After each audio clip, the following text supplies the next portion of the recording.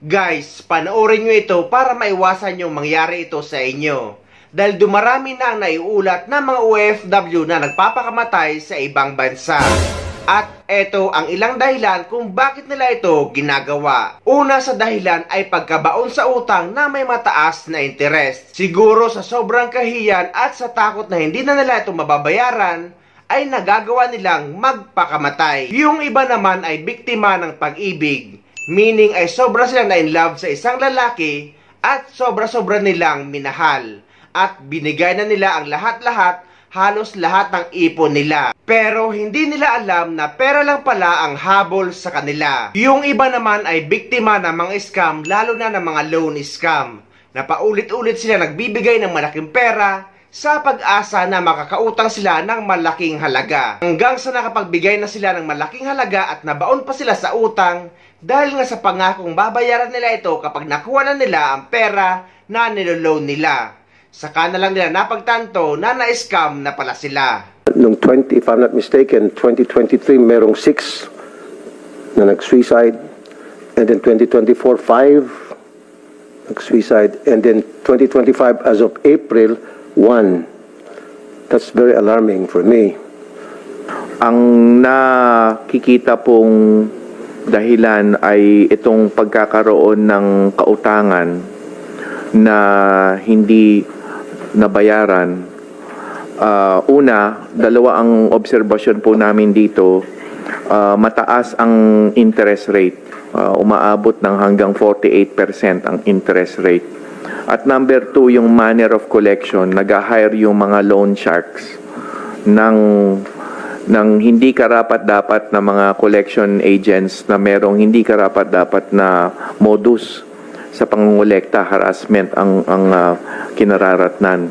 Ang isa pa hong nakita natin dito, Sen, ay merong isang mas malaki pang sindikatong modus dito sa pautang. Merong kaso ng mga OFWs na hinihingan, binibigyan ng pera, hindi siya pautang in a sense, binibigyan ng pera, tapos isusurrender yung ATM o bank account information. At yung pala, kaya pala ganun, gagamitin sa money laundering yung account.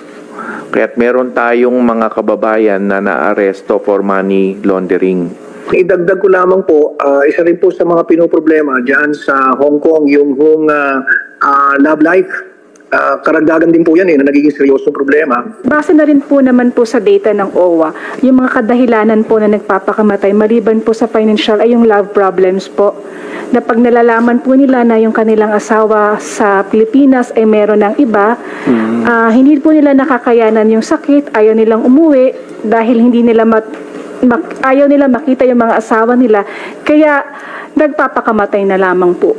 O kaya naman po, may mga hindi po mailabas yung kanilang mga emosyon. Kaya guys, pagdating sa pera ay dapat maging matalino at wise tayo. Dahil kahit gaano ka pa kalakas kumita at kahit gaano pa kalaki ang naipon mo, isang pagkakamali lang tulad ng mabiktima ng isang scam ay mauubos at mawawala ang lahat ng pera mo sa isang iglap. Kaya ito guys, may video dito na dapat yung panoorin at maging paalala sa lahat para hindi mabiktima ng mga scammer. Para sa mga kababayan kong OFW, hindi tayo magsasawa sa pagbibigay ng paalala tungkol dito. Dahil hanggang sa kasalukuyan ay marami pa rin nabibiktima ng online loan. Maraming nagbabahagi nito sa comment section sa ating YouTube channel. At para malaman nyo ang kanilang modus, eto guys, may paalala ang mga kababayan natin.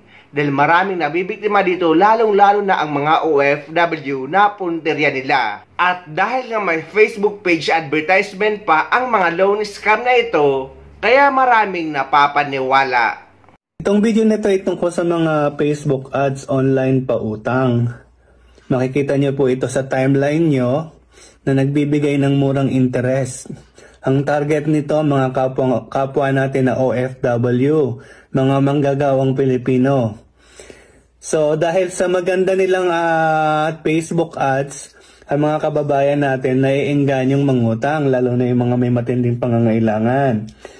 Pampagawa ng bahay nila, pang maintenance ng magulang nila at kung ano-ano pang purpose para lang maitawid yung buhay nila. So itong lending company na ito, sabihin ko na sa inyo, lahat ng lending company diyan sa Facebook na nakikita sa timeline nyo, lahat yan is scammer. Ilan lang dyan ang totoo, kaya mag-ingat kayo. So, ganito ang sistema nila.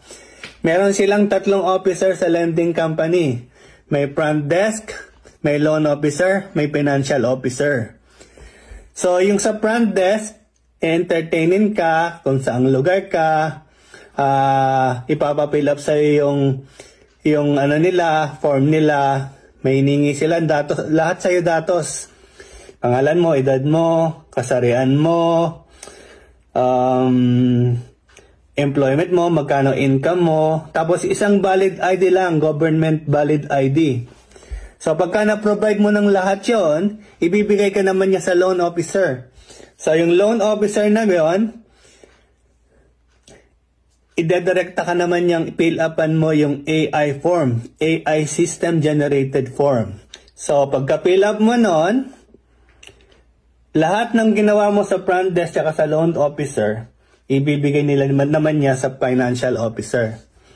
So yung financial officer, i-approve ngayon yung loan mo.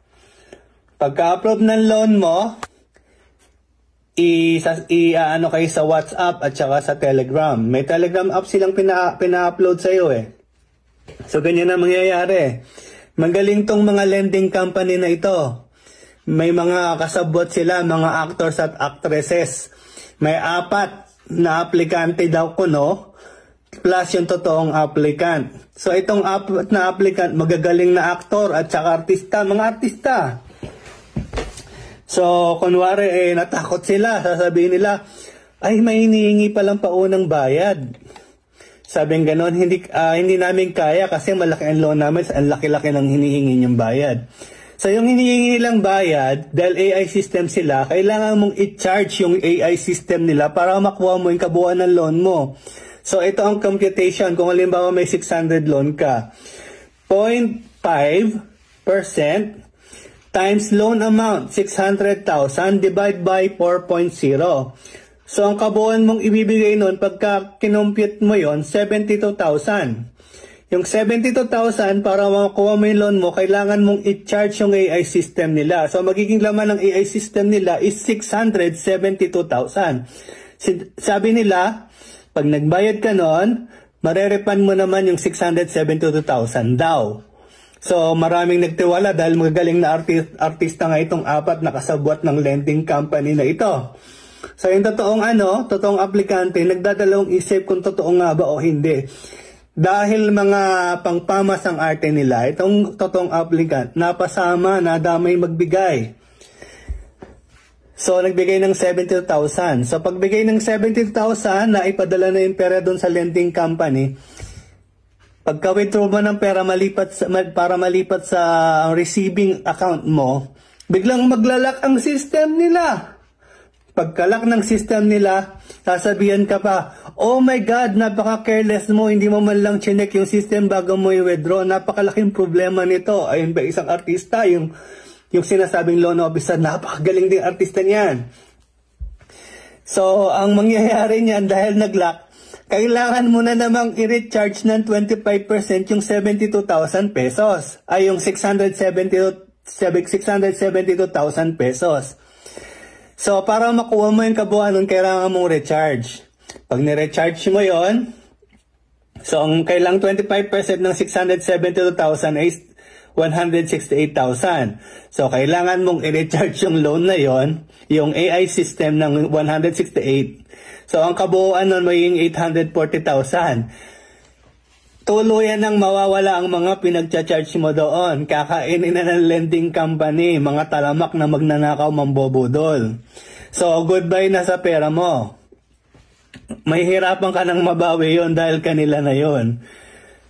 Ang ganda nilang magsalita kasi pinapakita nila yung permit nila, SEC permit nila, kung saang lugar sila. Lahat talagang maniniwala ka sa style nila.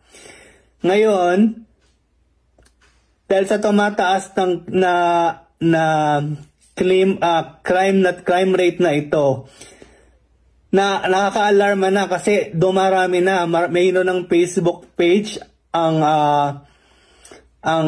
may samahan na ito ng mga na-scam. Kumbaga dumarami na sila, naghahanap sila kung sinong makakatulong sa inyo. Sa ating mga nasa gobyerno, sana marinig nito. Again, maraming salamat. Sana mapagtuunan ng pansin tong lumalala talamak na online lending system sa Facebook na nakabase sa Pilipinas. Ang tinatarget ay ang mga OFW. Napilitan po akong gumawa ng video ngayon. Actually, matagal ko na sanang dapat ginawa to eh. Kaso lang, marami kasi ngayon under sa community namin, under sa grupo namin, na marami po siyang nai-scam. Uso ngayon to sa scam. So, awareness po ito ngayon sa mga business partners ko na OFW. Okay? So, ginawa ko po itong video na to para po sa inyo. And kung may kaibigan kang OFW, pwede mo rin i-share sa kanya para awareness na rin, para maiwasan po silang ma-scam. Kasi usong-uso po ito ngayon nangyayari sa online.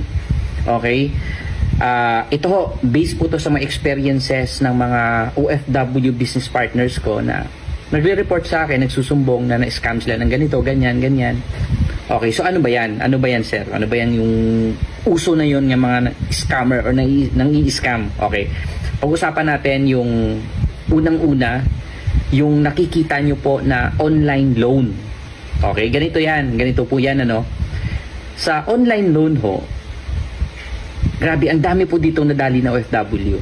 Okay, example na lang, isa kong OFW business partners. Nag-loan siya ng 120,000. Maglo-loan ng 120,000 kasi nga walang pera eh. Tama ba? So since wala kang pera, ikaw maglo-loan, syempre ikaw yung nangangailangan ng pera. Tama ba? So since gustong-gusto niya magkaroon ng 120,000 para maka-loan, ang diskarte po ng mga ano dyan, ng mga nakakausap na ng mga scammers sa, kunwari maglo-loan ka sa kanila, kailangan mo muna para may processing fee kang babayaran. Siya po nagbayad almost mga 30,000 yung binayad niya eh. Nagbayad siya ng 30,000 para daw makuha niya yung loan niya na 120,000. Kalukuhan po yan. Okay? Ganito po yan. Kung ikaw po ay mag-loan, okay? Example, mag-loan ka sa isang bangko, mag-loan ka sa isang legit na mga nagpapautang talaga. Okay? Example, nag-loan ka ng 100,000. Kung ano man yung mga hidden agenda nila doon ng mga charges. Okay? Tandaan mo to ha. Doon na nila yan ibabawas sa niloan mo na 100,000. Wala ka dapat ilalabas na pera. Kapag ang isang nagpapaloan, nagpalabas ng pera sa'yo at naglabas ka ng pera, automatic yan. Takbuhan mo na. Scammer yan. Yan po ang uso-usong mga nai-scam ngayon. Tandaan mo ha, kapag ikaw ay nag-loan at nanghingi sa'yo ng pera na may babayaran kakuno, nako, mag-ingat ka na po doon. Scammer po yan. Okay? Tandaan mo yan. Pag nag-loan ka man, saan ka maglo-loan, wala kang ilalabas na pera dapat. Kasi kung may charges man sila, ibabawas na nila doon sa pera na ilo-loan mo. Alright. Number 2, na maraming na-scam na din.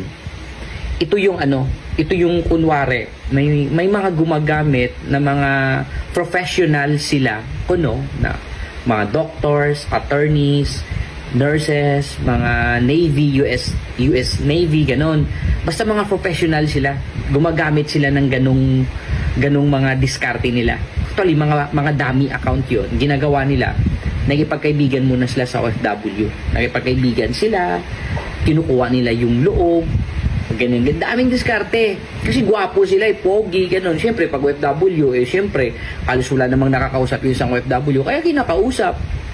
Hanggang sa, yun, may ginagamit pa sila dyan. Kunwari, mag-video call pa yan sila. Na akala mo totoo sila yun, na gumagalaw-galaw pa.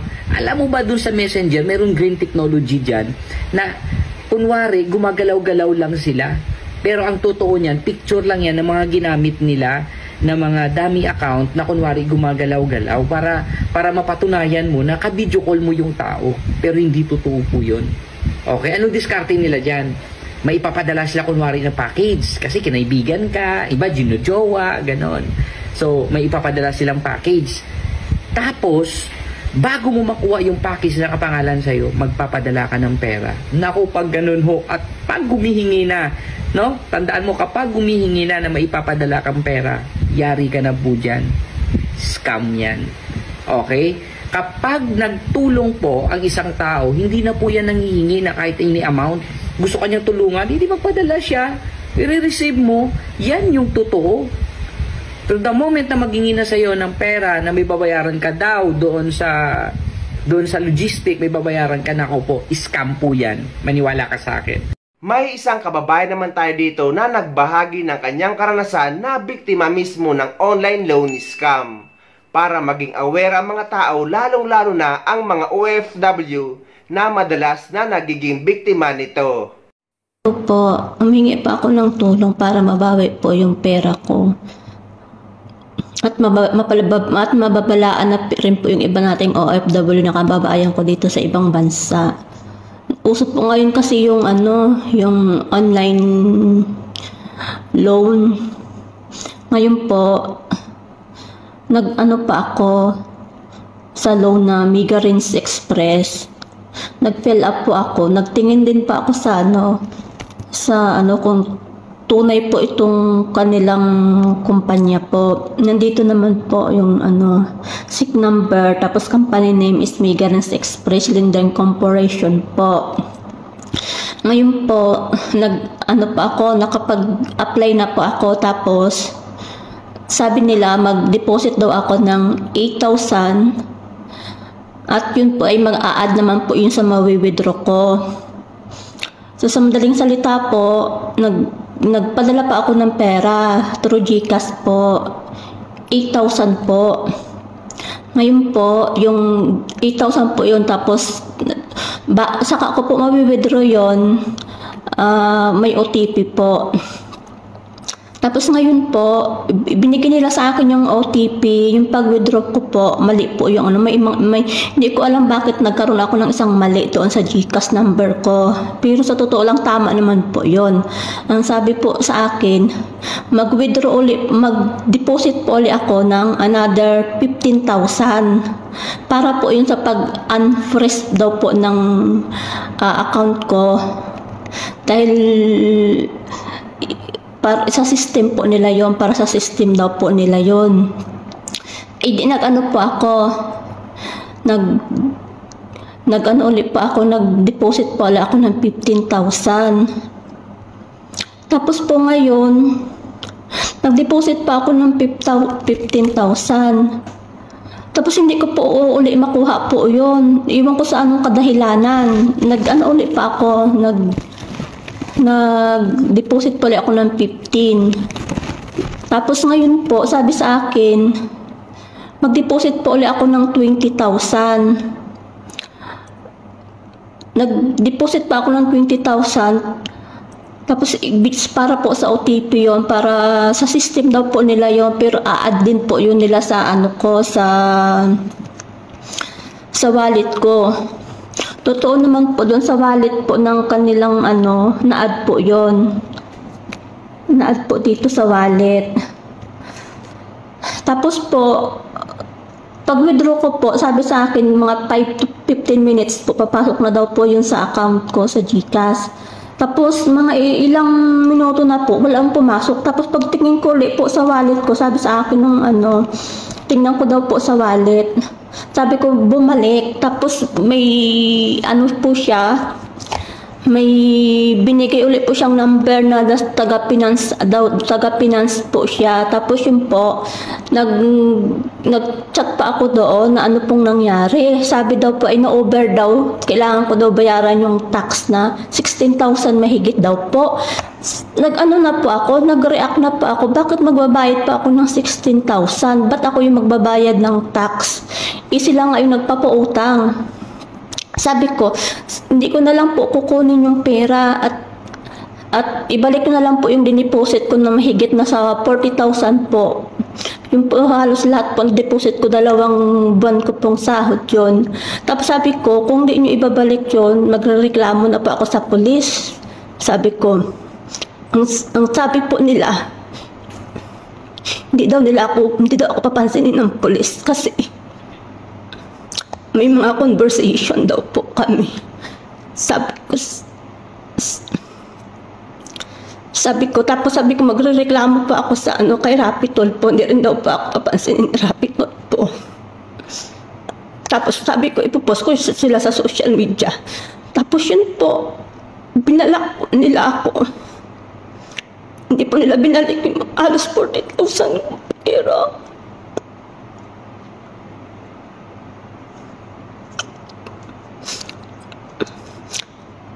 At least kahit hindi ko po makuha yung pera, at least nabalaan po yung mga kababayan na baka may mabiktima pa po sila. Naghihirap kami dito sa ibang bansa, tapos sila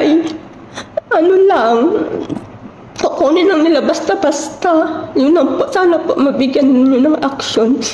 Isisend ko po yung mga pangalan kung kanino ko sinend yung mga pangalan kung kanino ko sinend yung pera.